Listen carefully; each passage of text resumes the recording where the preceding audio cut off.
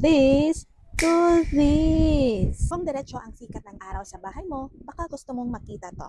Ito ang shade net na pwedeng ikabit sa bahay, garden, or balcony. Ang gamit namin ay 2x2 meters at buy one take one na may libreng tali pa. Super dali lang itong ikabit dahil may ready-made na mga butas na para sa tali.